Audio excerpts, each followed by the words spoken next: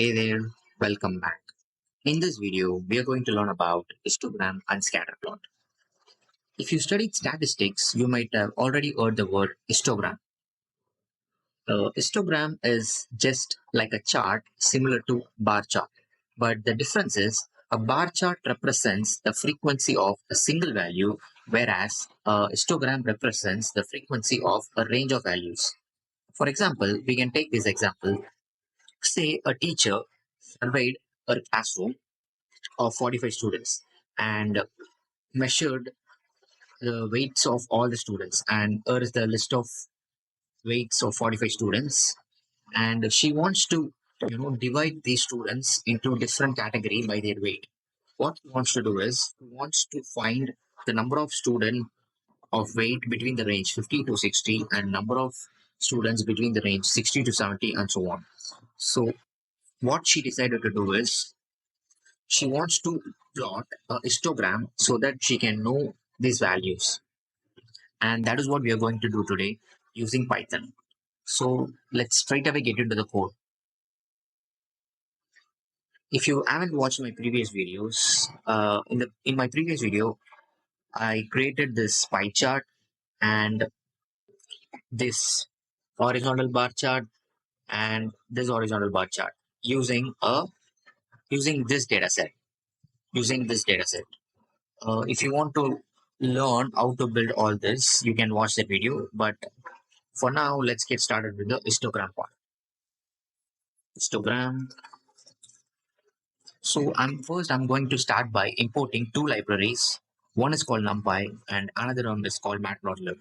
So let's import NumPy as np and import Matplotlib dot pyplot as pl. Now I have imported the two modules. Now we need the weight, right? We have a weight of students in a list. What we can do, there is a two-way to create this list. You can just manually type the different weights randomly 45 times, or there is a better way to do this. There is a module called random inside the NumPy library. You can use that to create random numbers between the range that you want, like this np dot random dot randint, and I'm going to start with 50. In that classroom, there is no student below the weight 50. So I'm going to start with the weight 50. And in that class, there is no student above the weight 100. So this is the range I'm going to give. And I want 45 values. 100 and I want 45 values. If I print this weight,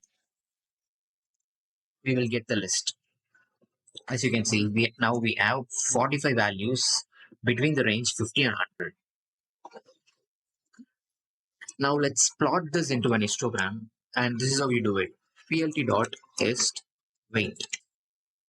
I'm not using any parameter. I'm just going to simply plot this to get a glance of how it looks. Okay, this is how this looks, and it makes no sense. It looks like a building, but let's make let's make this histogram make sense. And this is what we're going to build at the end of the video. Okay.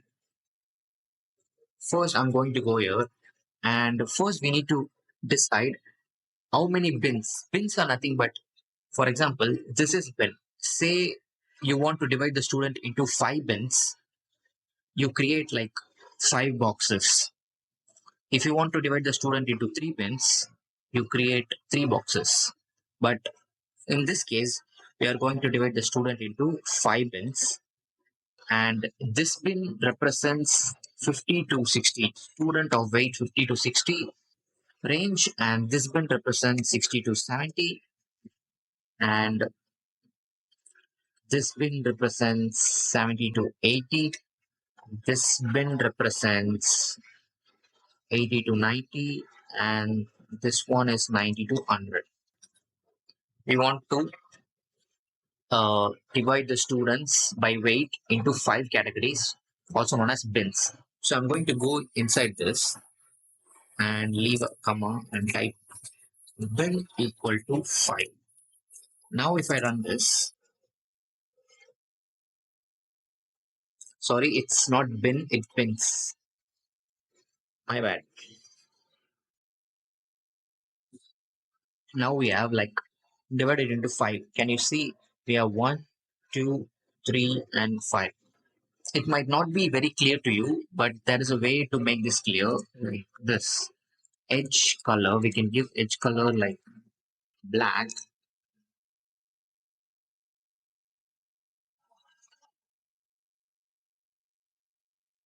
Yeah. Now there is a clear separation between each bars. But as you can see, this these lines are not exactly where I want them to be. This should be here and this should be here. This is just being very random. So what we can do for that is I'm going to create another list called bins, and I'm going to specify value like 50, 60, 70, 80, 90, and 100. And I'm going to pass this list into bins. If I run this now I have a clear x-axis. And this says students between 50 to 60 count as like 13, and number of students between the weight 60 to 70 is of 8, and so on. Now I'm going to give a title for this. I'm going to give title like student weight distribution. Student weight distribution. Now we got the title. I'm going to give X label. X label is nothing but this is the weight range, right? So weight range of students. I got the X label. Now I'm also going to specify the Y label. This is number of students.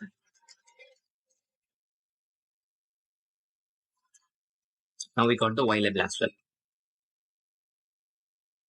As you can see in this histogram, there's two lines. One says the green lines marks the mean value, which is right here, which might be 78, I think.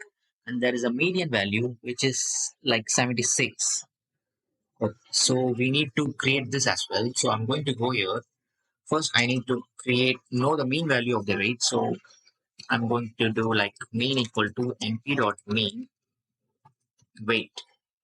This will give us the mean value of this weight, and go here and write median equal to np dot median weight. Now I created this, but to create this visual lines, there is a method in the Matplotlib library, which is plt.axvline, which stands for axis vertical line. Inside this, I'm going to give the mean and plt.axvline of median. I'm going to run this cell now.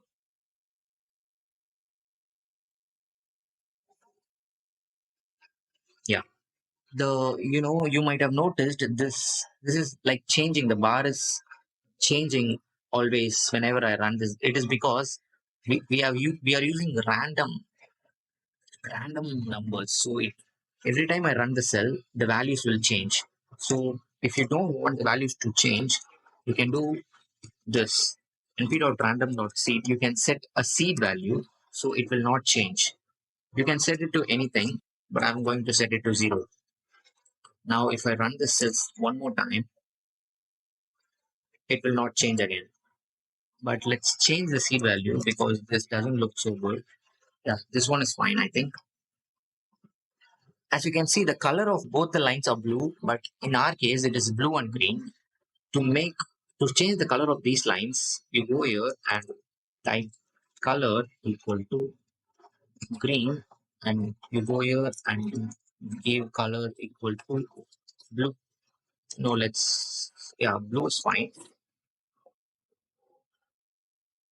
We have blue, but it's not very clear because the background is white. Here, the background is like black. So let's change the background as well. I'm going to go here and do something like plt.style.use dark background and run the cell.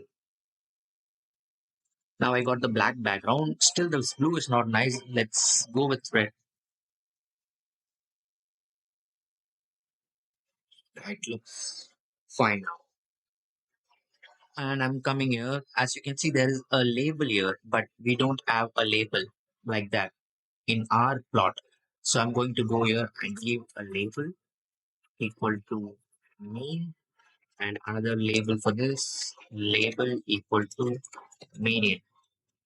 To showcase this label, you need to call the legend function. I mean legend method. Now if I run this, I got the label, but this side, but it's fine. It looks fine. Now the the range, the plot may look different because here we have different set of random variable. I mean here we have different set of random variable, and for this example I used a different set of random variable. That's why it looks different. And that's it. We are done. We are done, guys.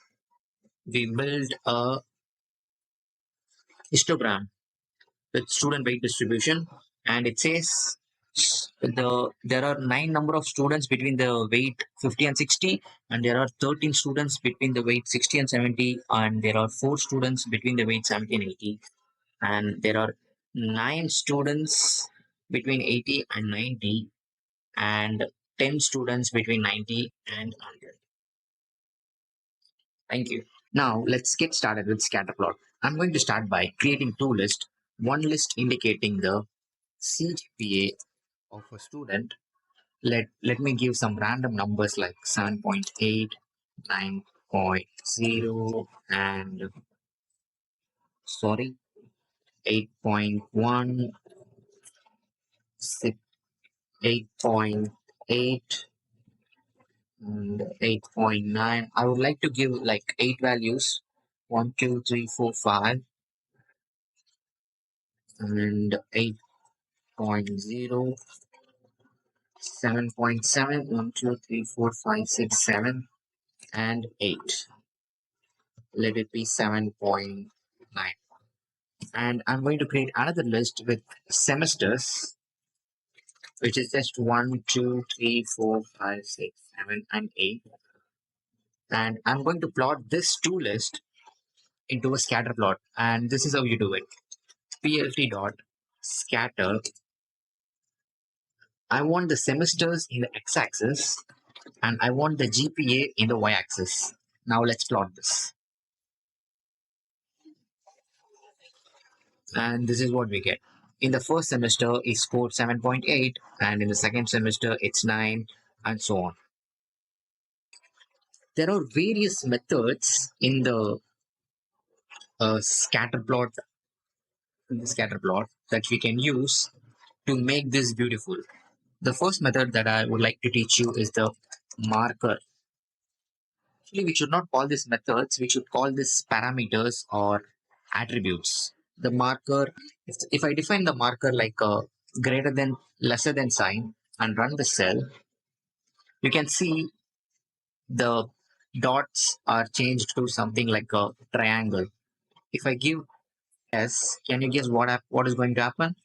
It is going to give me square because S stands for square. And if I give D, it will give me like a diamond symbol. And I can also specify color. I can make this into something like green or red or any other color you prefer. And if I want an outline, like a line in the outer part of this diamond, I can do something like line in edge color equal to white. Now you can see the edge color has become white. There is another attribute which is alpha, with which we can, work with the transparency and opacity. Like if I set this to 0.1, you see nothing, right? Actually, it's there, but it's very light. It become very light. But if I set this to 1, if I set 1 is the maximum value of alpha, it will be very dark. If I set this to zero point 0.5, it will be somewhere in the middle, like this. So let's go with 1. And there is a special method in this, which is plt dot color bar. If you call this method, before calling this method, you need to define a attribute called cmap. Cmap equal to, let me give purples. And if I run this, you get something like this. This like if you see a graph, somewhere there will be a indicator like this. This indicates the intensity, right? For this, what you need to do is you can go here and give some color equal to, or else you can give the GPA. We can take the GPA as our color indicator. GPA, you should give inside the C. C also stands for color. Now, if you run this, now it says, now you can see the highest mark are very dark, like white, full purple, and the lowest mark are like little violet. We can also change this. There is another thing like summer, which looks something like this. If the marks are higher, what value you give inside the C will be the indicator of the this thing. And that's it, guys. There is not much to learn about, scatter plot. If we want, we can give like title, CGPA, what to say, CGPA intensity. We can give plt dot x label is semester, and plt dot y label is CGPA. And now let's run this. Now we have a heading and x label and y label. And we can also have a label for this indicator like this. I'm going to go here and dot set label, and I can give like intensity of CGPA. Now I have a label for this as well. So the highest mark are indicated by yellow and the lowest mark are indicated by green. And there is a lot of options you can explore for this. For if you want to know how, I am purposefully going to give this something like this. Now it will give me an error, but it shows a lot of values that I can use. I can use something like ocean. Let's try ocean and how it looks. Obviously, it's going to be blue. Yeah, as guessed. And you can, make changes and play with this and learn more. That's it, guys, for scatterplot. And in the next video, I will teach you, I don't know what I'm going to teach you, but I will come up with the content. Thank you.